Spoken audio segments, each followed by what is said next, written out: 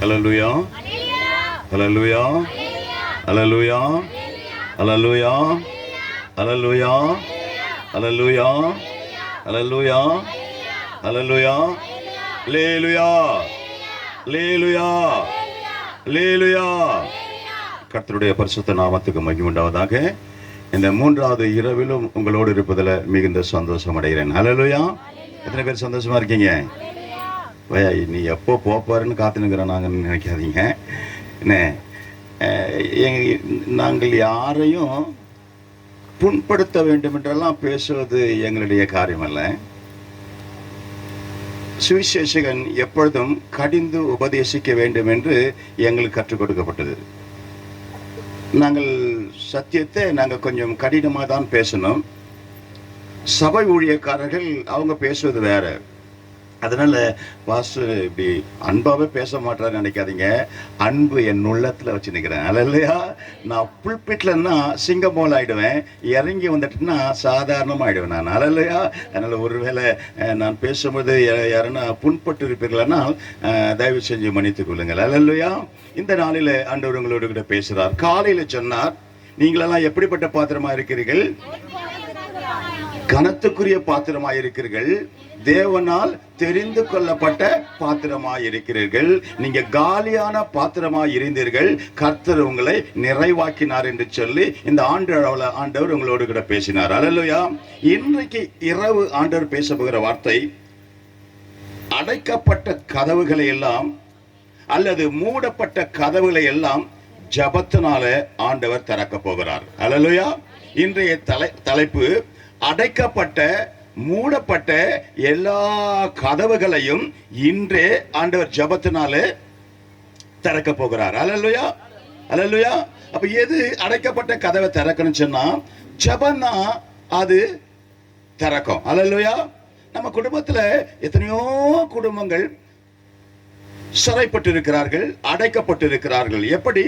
என் மகளுக்கு இன்னும் கல்யாணம் பண்ண முடியல, கல்யாணம் பண்ணி கொடுத்த என் மகளுக்கு இன்னும் கர்ப்பத்திற்கு நீ உண்டாகல, என் பிள்ளை படிச்சிருக்கு இன்னும் வேலை கிடைக்கலன்னு எல்லாருடைய வீட்டிலையும் இப்படி அநேக கதவுகள் அடைக்கப்பட்டு இருக்கிறது.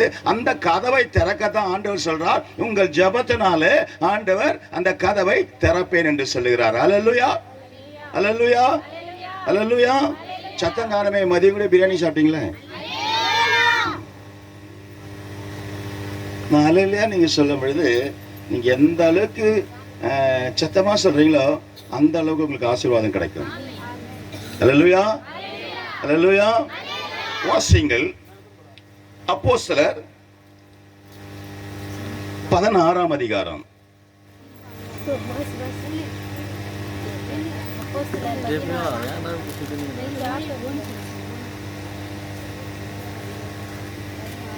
பவுலும் சீலாவும் ஒரு கடற்கரை பக்கமாய் ஜெபிக்கும்படியாய் போகிறார்கள். அவ ஜெபிக்கும்படியாய் போகும்பொழுது ஆற்றின் ஓரமாய் ஜெபிக்கும்படியாய் பவுலும் சீலாவும் ஒரு வனாந்தரத்தில் ஒரு ஆற்றின் ஓரத்தில் போய் ஜெபிக்கும்படியாய் பவுலும் சீலாவும் போகிறார்கள். அப்படி இவர்கள் ஜெபிக்க போகும் பொழுது அநேக ஸ்திரீகள் என்ன செஞ்சாங்க, அந்த ஜெபத்துல பங்கு கொண்டார்கள். அப்படி பங்கு கொள்ளும் பொழுது லீதியாள் என்ற ஒரு சகோதரி பவுலும் சீலாவையும் பார்த்து, நீங்கள் இன்றைக்கு எங்க வீட்டில் தங்க வேண்டும் என்று சொல்லி பவுலும் சீலாவையும் கெஞ்சி கேட்டுக்கொண்டார்கள். ஐயா, எங்க பட்டணத்துக்கு வந்திருக்கிறீங்க, உங்களால நாங்க ரட்சிக்கப்பட்டு இருக்கிறோம், அதனால நீங்க என்ன செய்யுங்க, எங்க வீட்டுக்கு நீங்க தங்கி விட்டு போங்கள் அப்படின்னு சொல்லி பவுலையும் சீலாவையும் அழைக்கிறார்கள். அந்த பவுலும் சீலாவையும் அழைத்த பொழுது அவர்கள் என்ன செய்யறாங்க, ஜெபிக்கும்படியா லீதியாள் வீட்டுக்கு போகிறாங்க. அந்த லீதியாள் வீட்டுக்கு போகும் பொழுது எதிரிலே ஒரு குறி சொல்ற ஆவி வருகிறது. அல்லேலூயா. வாசிமகள 16வது வசனத்தை நாங்கள் ஜெபம் பண்ணுகிற இடத்துக்கு போகையில் நான் ஜெபம் பண்ணுகிற இடத்திற்கு போகையில் குறி சொல்ல ஏவுகிற ஆவியை கொண்டிருந்த குறி சொல்லுகிறதினால் தன் எஜமான்களுக்கு மிகுந்த ஆதாயத்தை உண்டாக்கின ஒரு பெண். அவ குறி சொல்ற பெண், குறிமேடை வைத்து குறி சொல்ற பெண். இந்த பவுலும் சீலாவும் லேதியால் வீட்டுக்கு போகும் பொழுது அவ வழியில எதிரில வந்து விட்டாள். அப்படி வந்த பொழுது அவள் சொல்லுகிறாள், அந்த குறி சொல்ற பெண், இதோ இவர் யார்? உன்னதமான ஊழியக்காரர்கள், அவள் ரட்சிப்பின் வழியை அறிவிக்கும்படியாய் வந்திருக்கிறார்கள். அல்லேலூயா. அடுத்த வசனத்தை வாசிப்பாங்களா? அவள் பவுலையும் எங்களையும் பின்தொடர்ந்து வந்து இந்த மனுஷர் உன்னதமான தேவனுடைய ஊழியக்காரர் ரட்சிப்பின் வழியை நமக்கு அறிவிக்கும்படியாய் என்று சத்தமிட்டாள். ஒரு விஷயம் சொன்னா பரவாயில்ல, அவங்களை பார்க்கும் பொழுதெல்லாம் அடிக்கடிக்கு சொல்றால், இதோ இவர்கள் உன்னதமான ஊழியக்காரர்கள், இதோ உன்னதமான ஊழியக்காரர்கள், இதோ உன்னதமான ஊழியக்காரர்கள் சொன்ன பொழுது பவுல் என்ன தெரியுமா செய்தான்? இது அலட்டுகிறது என்று சொல்லி சத்தமாய் சொன்னான், இயேசுவின் நாமத்தினாலே அந்த குறி சொல்ற ஆவியை இவளை விட்டு வெளியே போ என்று சொன்ன பொழுது அந்த குறி சொல்ற ஆவி அன்றோடு அவளை விட்டு அது போய்விட்டது. அல்லேலூயா. அந்த குறி சொல்ற ஆவி அவளை விட்டு போனதுனால தன் எஜமான்களுக்கு என்னாச்சுன்னா வருமானம் போயிடுச்சு. ஒரு வருமானம், ஏன்னா இவ குறி சொல்ற வச்சுதான் அவங்க பணம் வாங்கி நடந்து கொண்டிருக்கிறாங்க, வாழ்ந்து கொண்டிருக்கிறாங்க, செழிப்பா இருக்கிறாங்க. அப்படி இருக்கும் பொழுது இது குறி சொல்றதை நிறுத்திட்டா எனக்கு வருமானம் இல்லை. அந்த வருமானம் இல்லாதனால இவங்க போய் என்ன சொல்றாங்க? அடுத்த வாசி மக்களை, இப்படி அநேக நாள் செய்து கொண்டு வந்தால் பவுல் சினம் கொண்டு திரும்பி பார்த்து நீ இவளை விட்டு புறப்படும்படி இயேசு கிறிஸ்துவின் நாமத்தினாலே உனக்கு கட்டளையிடுகிறேன் என்று சொன்ன பொழுது அந்த ஆவியுடனே சொன்னார். அந்நேரமே அது புறப்பட்டு போயிற்று. அவளுடைய எஜமான்கள் தங்கள் ஆதாயத்து நம்பிக்கை, தனக்கு வருமானம் போய்விட்டது, ஆதாய நம்பிக்கை போய்விட்டது, அற்று போயிற்று என்று கண்டு பவுலையும் சீலாவையும் பிடித்து சந்தை வெளியில் உள்ள அதிகாரியிடத்தில் இழுத்து கொண்டு போனார்கள். அவர்களை அதிகாரிகள் இடத்தில் ஒப்புவித்து, யூதர்கள் ஆகிய இந்த மனுஷர் நம்முடைய பட்டணத்தில் கலகம் பண்ணி ரோமராகிய நாம் ஏற்றுக்கொள்ளவும் அனுசரிக்கவும் தகாத முறைமைகளை போதிக்கிறார்கள் என்றார்கள். அப்பொழுது ஜனங்கள் கூட்டம் கூடி அவர்களுக்கு விரோதமாய் எழும்பினார்கள். அதிகாரிகள் அவர்கள் வஸ்திரங்களை கிழித்து போடவும் அவர்கள் அடிக்கவும் சொல்லி அவர்களை அநேக அடி அடித்த பின்பு சிறைச்சாலையில வைத்து அவர்களை பத்திரமாய் காக்கும்படி சிறைச்சாலைக்காரனுக்கு கட்டளையிட்டார்கள். இப்போ அந்த காவலாளிக்கு சொல்றாங்க, இவனுங்களை பத்திரமா காத்துக்கொள்ளுங்க, இவனுங்களால உலகத்துல கலகம் உண்டாயிடுச்சு. அது மாத்திரமல்ல, அந்த குறி சொல்ற ஆவி இனி நம்ம கிராமத்துல அது குறியே சொல்லாது. அதனால இவனை அடிச்சு என்ன பண்ணிக்கிறாங்க? இப்ப சிறைசாலையில கொண்டு வந்து வைத்து விட்டு என்ன செஞ்சாங்க? சிறைசாலை காவலனுக்கு சொல்றாங்க, இவனை பத்திரமா பார்த்து ஓடிட்டாலும் ஓடிடுவான். அடுத்த மணி வாசிப்புல அவன் இப்படிப்பட்ட கட்டளையை பெற்று அவர்களை உட்காவல் அறையிலே அடைச்சு வச்சாங்க. உட்காவல் அறையிலே அவனை அடைத்து வைத்தார்கள். அவர்கள் கால்களை தொழு மரத்தில் மாட்டி வைத்தான். இப்போ பவுலும் சீலாவும் எப்படி இருக்கிறாங்க? தொழு மரத்துல தலைக்கீழா அவர்களை தொங்க விட்டு விட்டார்கள். அல்லேலூயா. இப்ப பவுலும் சீலாவும் எப்படி இருக்கிறாங்க? காலு ரெண்டும் மேல கட்டிட்டு தலை கையெல்லாம் எங்க இருக்குது? கீழே இருக்குது. அந்த தலைக்கீழா தொங்கப்பட்ட பொழுது கூட, தொழுவ மரத்துல அவர்களை தொங்க விட்ட பொழுது கூட, தலைக்கீழா தொங்க விட்ட பொழுது கூட அந்த பவுலும் சீலாவும் என்ன செய்தார்கள்? நடு இரவுல பவுலும் சீலாவும் ஜெபம் பண்ணி தேவனை துதித்து பாடினார்கள். அல்லேலூயா. அல்லேலூயா. எத்தனை பேர் கறி வாங்க கடைக்கு போயிருக்கிறீங்க? இந்த பக்கம் தானே ஆம்பூர் நிறைய ஆட்டுக்கறி வெட்டுவாங்க. அல்லேலூயா. அங்கே போய் ஆடு, நாங்கள் நைட்டு மீட்டிங் முடிச்சுட்டு போகிறப்ப கூட வழியில் ஆடை உரிச்சுன்னுக்குறாங்க. அல்லையா, ஐயா 12-1 மணிக்கடா ஆடை உரிப்பாங்க. நம்ம காலையில் சண்டே இல்லைன்னா அதனால் எப்பயும் வாங்கிட்டு போயிடுவாங்க. சரி, நான் அதுக்கு தரல. இப்போ ஆட்டை நீங்கள் போய் பாருங்க, ஆடை உரிக்கும் போது எப்படி உரிப்பான் தெரியுமா? காலை மேலே கட்டிட்டு தலையை கீழே விட்டுட்டு கீழல் போட்டு தனித்தனியா தோலை உரிப்பான். அது போலதான் பவுலையும் சீலாவையும் என்ன பண்ணாங்க? அடிச்சு தொழுவ மரத்துல கட்டி தொங்க விட்டு விட்டார்கள். ஆனா பவுலும் சீலாவும் தலைகீழா தொங்கப்பட்ட பொழுதும் நடு இரவில் அவங்க என்ன செஞ்சாங்க? கர்த்தரை பாடி துதித்தார்கள். அல்லேலூயா. இன்றைக்கு நம்ம வீட்டுல எத்தனையோ ஆசீர்வாதத்தை இழந்திருக்கிறோம், எல்லா நன்மையும் இழந்திருக்கிறோம். என் மகளுக்கு திருமணம் நடக்கல, என் மகளுக்கு திருமணம் பண்ணி இன்னும் குழந்தை இல்லை, என் பிள்ளை படிக்கல, அப்படி படிச்ச நல்ல வேலை இல்லை, இப்படி எத்தனையோ காரியத்தினால நம்ம குடும்பம் என்ன பண்ணுது? அடைக்கப்பட்டிருக்கிறது. அல்லேலூயா. ஆனாலும் பாருங்க, நீங்க என்ன பண்றீங்க? இரவுல ஜெபிப்பதில்லை. ஆனா பவுலும் சீலாவை நடு இரவுல எழும்பி கர்த்தரை பாடி துதித்தார்கள். கர்த்தரை நீங்க பார்க்கணும்னா நடு இரவுல ஜெபித்து பாருங்க. அதிகாலையில் என்னை தேடுகிறவன் கண்டடைவான். அப்ப நம்ம தேட வேண்டிய நேரத்துல ஆண்டவரை தேட வேண்டும், கூப்பிட வேண்டிய நேரத்துல ஆண்டவரை கூப்பிடணும். அப்படி பவுலும் சீலாவும் என்ன பண்ணிட்டாங்க? தலைகீழாய் தொங்க விட்ட பொழுது கூட நடு இரவுல கர்த்தரை பாடி துதித்தார்கள். அப்படி பாடி துதித்த பொழுது சடிதியிலே சிறைச்சாலையின் அஸ்திபாரங்கள், அந்த அஸ்திபாரம் எல்லாம் அதிர்ந்ததாம். அல்லேலூயா. அப்ப நீங்க பாடும் பொழுது உங்க வீட்டுல உங்க குடும்பத்துக்கு விரோதமாய் மாந்திரிகம் செய்து, செய்வினை செய்து, உன் பிள்ளைகளுக்கு, உன் கணவனுக்கு, உன் மனைவிக்கு எந்த நன்மையும் அடையக்கூடாதபடிக்கு பொல்லாதவர்கள் செய்த கட்டுகளை, அடைக்கப்பட்டதை ஆண்டவர் நீ பாடும் பொழுது அவர் என்ன செய்கிறார்? அதை திறக்கிறவராய் இருக்கிறார். அல்லேலூயா. அல்லேலூயா. ஐயோ, நாங்க இப்படி இருக்கிறோமே சொல்லாத. நைட்ல எழுந்து 12 மணிக்கு 1 மணிக்கு எழுந்திருச்சு என்ன பண்ண? ஒரு மணி நேரம் நல்லா துதி. நீ துதிச்சு பாரு. உன் வீட்டுல எல்லாம் அடைக்கப்பட்ட கதவை ஆண்டவர் திறக்க வல்லவராய் இருக்கிறார். உன் பிள்ளையுடைய வாழ்க்கை அடைத்திருக்கிறாளா? எல்லாம் நன்மையாய் மாற்றுவார். இல்லையா? இதுக்கு காரணம் நீங்க ஆண்டவரை இரவுல துதிப்பதில்லை. ஆனா பவுலும் சீலாவும் அவர்கள் நடு இரவுல எழுந்து கர்த்தரை துதித்தார்கள். அந்த இடம் அசைந்தது. அல்லேலூயா. வாசிமகளை திரும்ப. சடுதியிலே சிறைச்சாலையின் அஸ்திபாரங்கள் அசையும்படியாக பூமி மிகவும் அதிர்ந்தது. பூமி மிகவும் அதிர்ந்தது. உடனே உங்க வீட்டுல என்னைக்கான அதிர்ந்திருக்குதா? நீங்க ஜாமனே நீங்க என்ன பண்றீங்க? சோத்திரம் சோத்திரம் சோத்திரம் சோத்திரம். பாய் கூட அசைய மாட்டேங்குது. நீ நல்லா ஜெபிச்சனா இங்க போட்ட பாய் இங்க இருக்காது, பாய் அங்க போயிட்டு இருக்க, நீ இங்க இருப்ப. அப்பதான் நீ எப்படி ஜெபிச்சிருக்கிற? நல்ல ஆவில நிரம்பி ஜாமனுக்கு. அதனால்தான் உன்னுடைய நீ முட்டி போட்ட அந்த இடத்துல உன் பாய காணும். அதுல இருந்து கண்டுபிடிக்கலாம் நீ ஆண்டவரை எவ்வளவு நேரம் எப்படி ஜெபிச்சிருக்கிறேன்னு. அதே போலதான் நீங்க அவங்களை போல, பவுலை போல, சீலாவை போல நீ நல்ல கர்த்தரை துதிப்பாயானால் அந்த இடம் அசைக்கப்படும். அல்லேலூயா.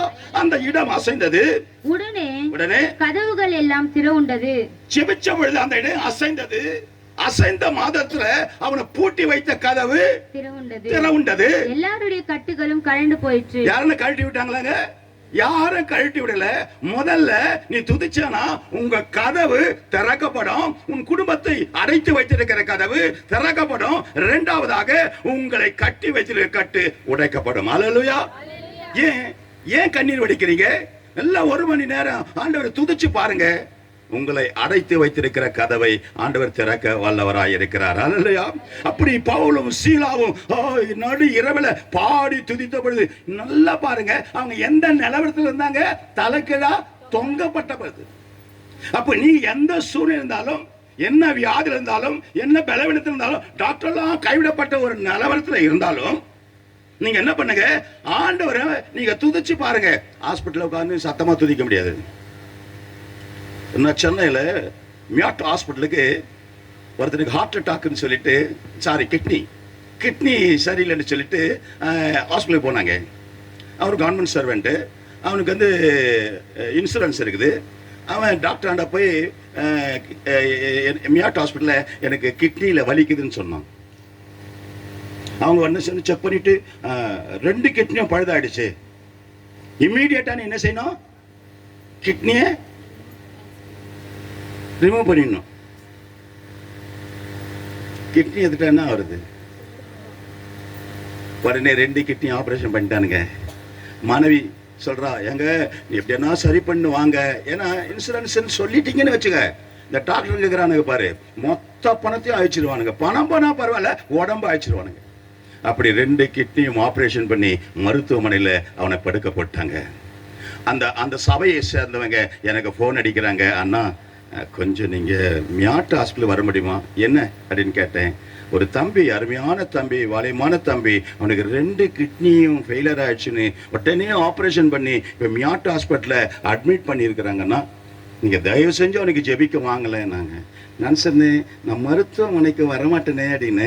இல்லை, நான் எங்களுக்காக நீங்கள் வாங்கினேன். சரி, மியாட்டு ஹாஸ்பிட்டலுக்கு போனேன். அவங்க வார்டுக்கு என்னை கூப்பிட்டு போனாங்க. அவன் கட்டலில் உட்காந்துக்கிறான், ஹாஸ்பிட்டல் கட்டலில். என்ன தம்பின்னு கேட்டேன். ஐயா, எனக்கு 2 பக்கமாக வலி வந்ததுயா, வலிக்குதேன்னு சொல்லி ஹாஸ்பிட்டலுக்கு வந்தேன். இவனுக்கு 2 கிட்னி ஆப்ரேஷன் பண்ணிட்டானுங்க அப்படின்னா. இல்லை அப்படியே அப்படியா, சரி தம்பி நீங்கள் கண்ணை மூடு, ஆண்டவர் என்னன்னு கேட்குறேன். நான் கண்ணை மூடன்னு ஆண்டவர் சொல்கிறாரு, இவனுக்கு கிட்னியில் ஒரு ப்ராப்ளமும் இல்லை, இவன் கிட்னி ஆப்ரேஷன் பண்ண வேண்டிய அவசியம் இல்லை. இந்த டாக்டர்கள் என்ன செஞ்சிட்டாங்க, இன்சூரன்ஸ் பணத்துக்காக வேண்டி இவனை பயமுறுத்தி ஆப்ரேஷன் பண்ணிட்டாங்க. இப்போ அவனுக்கு அது தேவையில்லைன்றார்.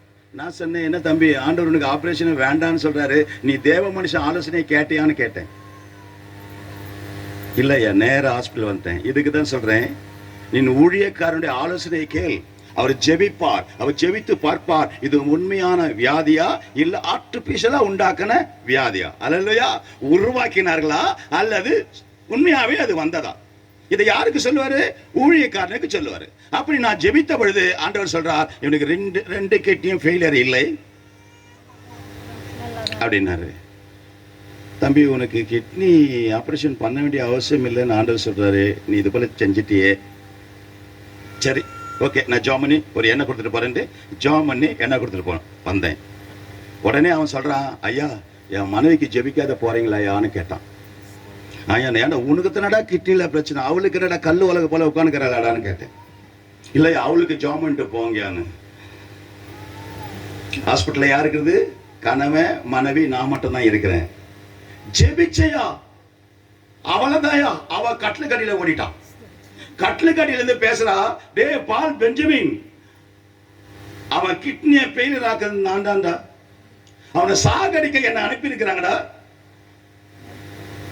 இப்ப புருஷன் செல்போன் எடுத்து, என்ன ஒண்ணு உட்காருங்க, என்னாச்சு, செல்போன் எடுத்து அவன் என்னென்ன நடக்கிறான்றது பார்க்கிறா. ஏன்னா ஊழியக்காரன் சொன்னா நீங்க நம்ப மாட்டீங்க. அந்த அசுத்தாவி சொல்லுது, இவனை சாகடிக்கும்படியா என்னை அனுப்பினார்கள். இதோ இப்பொழுது 2 கிட்னியும் நான் ஃபெயிலியர் ஆக்கி விட்டேன், இனிமே கொஞ்ச நாள் இவன் சாக போகிறான். இவ போட்ட சத்தத்துல எங்க இருக்கிற டாக்டரும் ஓடி வந்துட்டாயா, எங்க இருக்கிற நர்ஸும் ஓடி வந்துட்டாயா. இங்க என்ன சத்தம் கேக்குது, இங்க என்ன சத்தம் கேக்குது, அவ்வளவுதான். எங்க கதவை திறங்க, கதவை திறங்க, எங்க கதவை திறக்குது. இதை வாய மூட மாட்டேங்குது. இது பயங்கரமா பேச ஆரம்பிச்சிருச்சு. நானும் எவ்வளவு கண்ட்ரோல் பண்ண முடிய மாட்டேங்குது. உடனே கதவை உடைச்சிட்டு வர போல வந்தாங்க. நீங்க யாரு? பாஸ்டர். எங்க பெர்மிஷனாவது எப்படி நீங்க உள்ள வந்தீங்க? நான் சொன்னேன், இல்லைங்க அப்படின்னு. நீங்களா மனுஷன் தானே, நீங்களாம் ஒரு ட்ரீட்மெண்ட் நடந்துட்டு நீங்க இது போல ஜெபிக்கிறீங்களே நீங்க. இதனால தான் நான் மோஸ்ட்லி ஹாஸ்பிட்டலுக்கு போயிட்டு அதிகமாக ஜெபிக்க பிரியப்பட மாட்டேன். ஆனால் நான் மௌனமாக ஜெபம் பண்ணிட்டு வந்துடுவேன். ஏன் இதை சொல்றேன்? நீங்கள் இரவும் பகலும் பவுலும் சீலாவும் போல கர்த்தரை துதித்தால் உன் வீட்டில் இடம் அசைக்கப்படும். அப்படி அசையும் பொழுது அந்த கதவு திறக்கப்படும். அந்த கதவு திறந்த பிறகு உன் கட்டுகள் எல்லாம் என்ன ஆகுமா? கலண்டு போய்விட்டது. திரும்ப அந்த பகுதியை வாசிவாங்க. சடுதியிலே சிறைச்சாலையின் அஸ்திபாரங்கள் அசையும்படியாக பூமி மிகவும் அதிர்ந்தது. துதிச்சு பாரு, உன் இடம் அசையும். உனக்கு தெரியாது, பிசாசு நடுங்குவான். பூமி அசைந்தது. உடனே கதவுகள் எல்லாம் திறவுண்டது. எல்லாருடைய கட்டுகளும் கழண்டு போயிற்று. சிறைச்சாலையின் நித்திரை தெளிந்த. இப்ப அவன் நித்திரை தெளிந்து சிறைச்சாலையின் கதவுகள் திறந்திருக்கிறது கண்டு கட்டுண்டவர்கள் ஓடி போனார்கள் என்று எண்ணி பட்டயத்தை உருவி தன்னை கொலை செய்து கொல்ல போனான். உடனே பவுலும் சீலாவும் சொல்றார்கள், நாங்கள் வெளியே போல இங்குதான் இருக்கிறோம், உன்னை மாய்த்து கொள்ளாதே என்று சொன்னார்கள். அல்லேலூயா. செய்தி என்ன? அடைக்கப்பட்ட கதவு திறக்கப்பட வேண்டும் என்றால் அது ஜெபத்தினால தான் முடியும். உன் குடும்பம் அடைக்கப்பட்டது.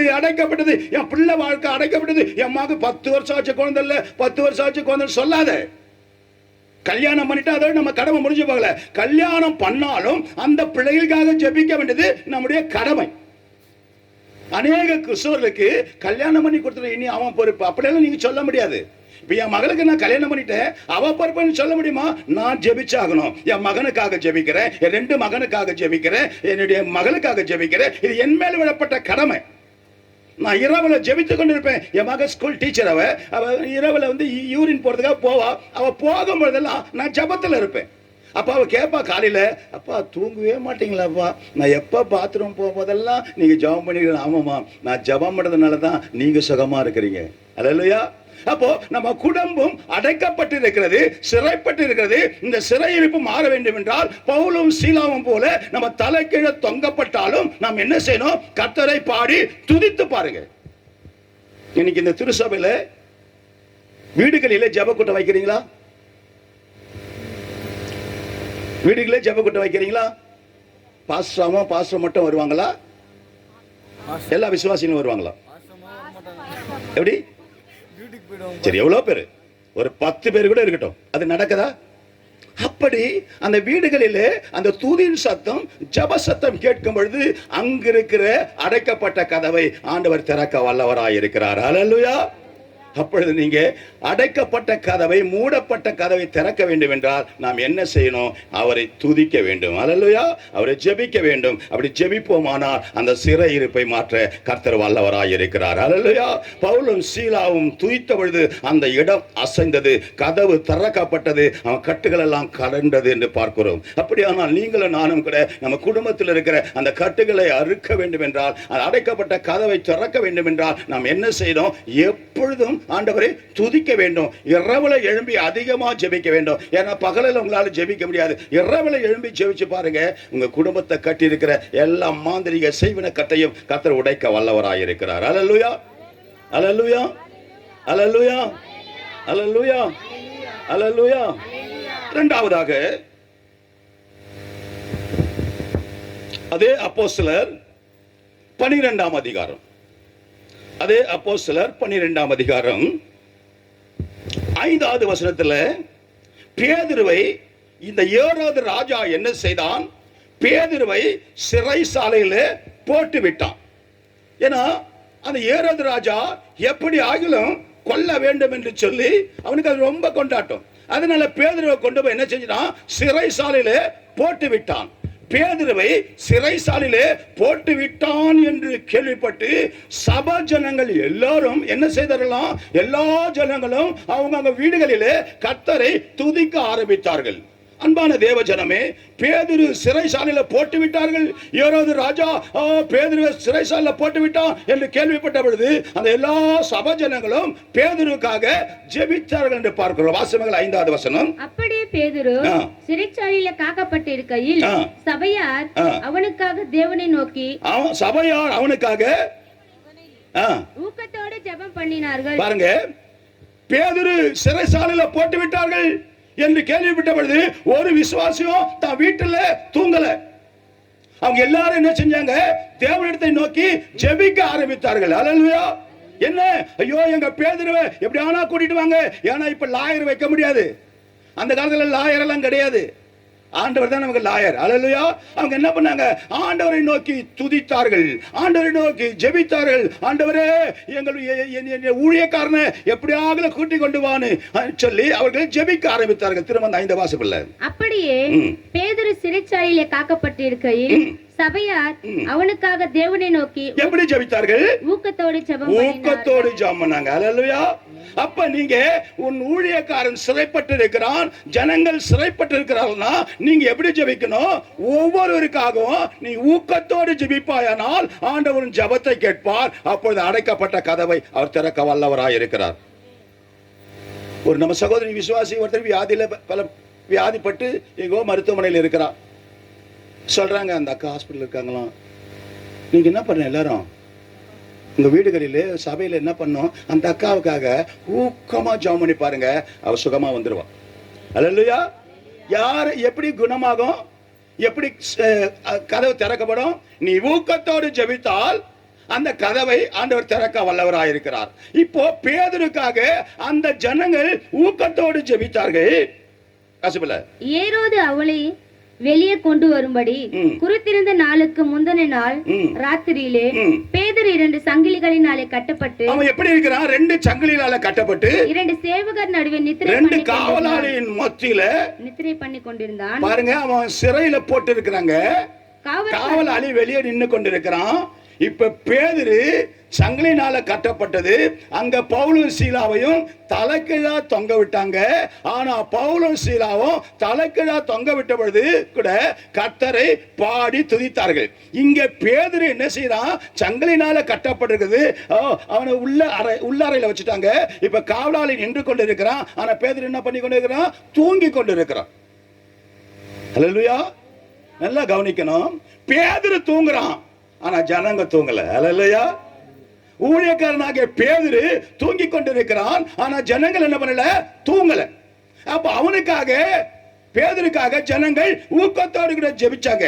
அப்படி ஜெபிக்கும் பொழுது ஆண்டவர் என்ன செய்கிறார்? வாசிப்பீர்கள் அடுத்த வசனத்தை. அப்பொழுது கர்த்தருடைய தூதன் அங்கே வந்து நின்றான். பாருங்க, அவர்கள் ஊக்கத்தோடு கூட ஜெபிக்கும் பொழுது யார் வந்தது? இயேசு வரல, ஒரு தூதனை அனுப்புகிறார். அல்லேலூயா. உங்க வீடுகளிலே நீங்க ஊக்கத்தோடு ஜெபித்தா ஊழியக்காரர் வர வேண்டாம், ஊழியக்காரருடைய சாயல்ல தூதன் வருவான். அல்லேலூயா, அல்லேலூயா, அல்லேலூயா. அன்பான தேவஜனமே, அப்பொழுது ஒரு தூதன் வந்து அங்கே வந்து நின்றான். அறையிலே வெளிச்சம் பிரகாசித்தது. பாருங்க, தூதன் வந்த பிறகு அவன் சிறைச்சாலையில் இருக்கிறானே, அந்த சிறைச்சாலை முழுவதும் வெளிச்சமாய் மாறிவிட்டது. பிரகாசமானவன் தூதன். யாரு? பிரகாசமானவன். அவன் வெள்ளையங்கு தரித்தவனாய் அந்த தூதன் வானத்திலிருந்து இறங்கி அந்த சிறைச்சாலையின் கேட்டாண்ட வந்து நின்ற பிறகு அந்த இடம் எப்படி ஆச்சா? வெளிச்சமாய் மாறிவிட்டது.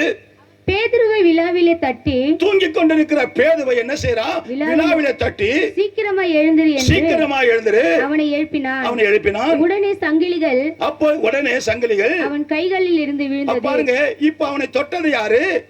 தூதன். அல்லேலூயா, அல்லேலூயா. பவுலை சீலாவை யாரும் தொடல, அவங்களே கர்த்தரை பாடி துதிச்சாங்க. அந்த இடம் அசைந்தது, கதவு திறந்தது, கட்டுகள் அறுந்தது. ஆனா இங்க பேதுரு ஜெபிக்கல, அவன் தூங்கி கொண்டிருக்கிறான். பேதுருக்காக திருசபை மக்கள் ஜெபித்தார்கள். இந்த திருசபை மக்கள் ஜெபத்தை கேட்டு ஆண்டவர் யாரை அனுப்புகிறார்? தூதனை அனுப்புகிறார். தூதன் வந்த பொழுது அந்த இடம் பிரகாசித்தது. தூதன் அவனை தட்டி எழுப்பி, உன் அறையை கட்டிக்கொள். வாசி மக்களே. தூதன் அவனை நோக்கி, உன் அறையை கட்டிக்கொள், பாதரட்சையை தொடுத்துக்கொள் என்றார். அறை என்ற என்ன தெரியுமா? அந்த துண்டு, ஒரு துண்டு. இந்த இடத்துல ஒரு துண்டை கட்டிக்கொள் சொல்லிட்டு பாதரட்சையை உடுத்தி கொண்டான், செருப்பு மாட்டிக்கொண்டான்.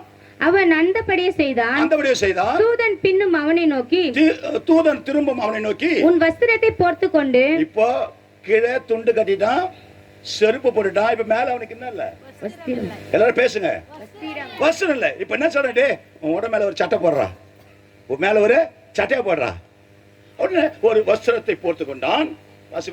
என் பின்னே வா என்றான். இப்ப முன்னாடி யாரு போறது? தூதன் போகிறான். தூதனுடைய வெளிச்சத்துல பேதுரு போய் கொண்டிருக்கிறார். அப்படி போகும்பொழுது முன்னும் காவலையும். வாசி மக்களே. அந்தபடியே அவன் புறப்பட்டு அவனுக்கு பின் சென்று, தூதனால் செய்யப்பட்டது மெய் என்று அறியாமல் தான் ஒரு தரிசனம் காண்கிறதாக நினைத்தான். அவர்கள் முதல் காவல் இடத்தையும் 2ஆம் காவலையும் கடந்து. பாருங்க, முன்னாடி ஒரு நீங்க பாத்தீங்களா, இங்க ஒரு கேட் இருக்கும், அங்க ஒரு கேட் இருக்கும். இப்போ தூதன் முன்னாடி போறான், பின்னாடி பேதுரு போறான். தூதன் போக போக ஒவ்வொரு கதவா, முதல் காவல், 2வது காவல், எல்லா கதவும் திறக்கிறது. அல்லேலூயா.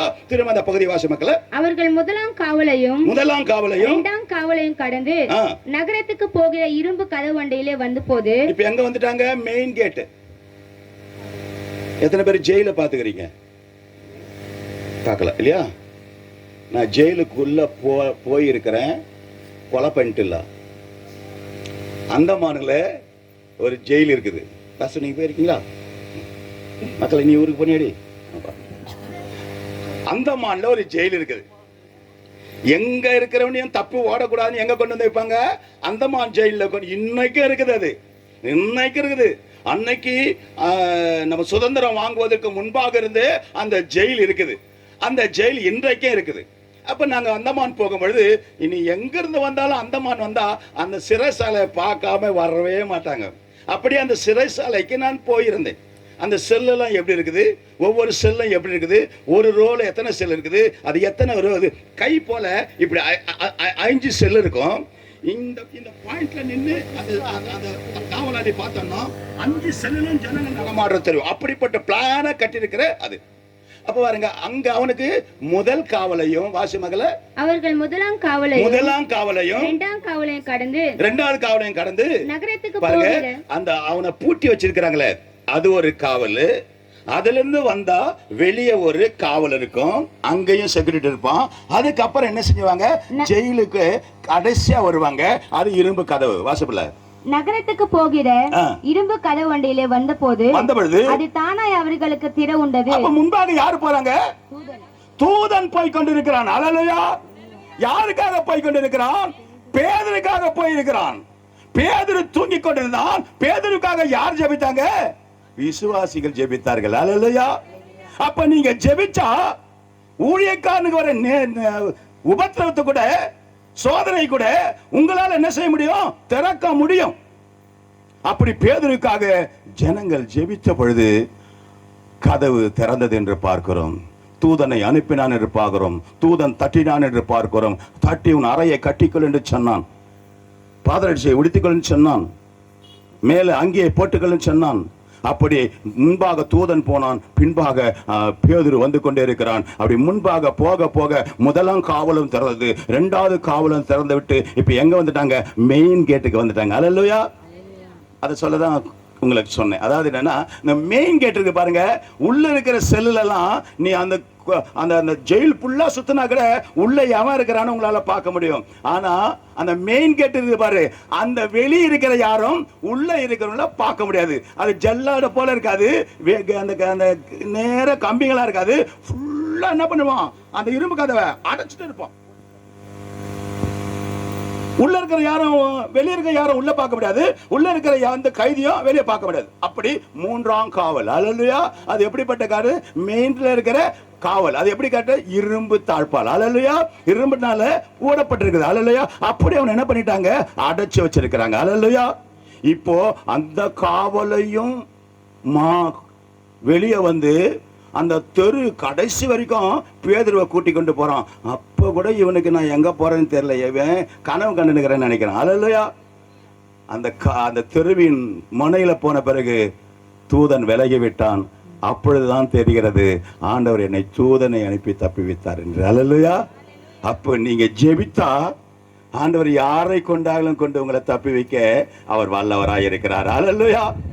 ஓ, பவுலும் சீலாவும் தெரிவித்த பொழுது அந்த இடம் அசைந்தது, கட்டுகள் கலன்றது.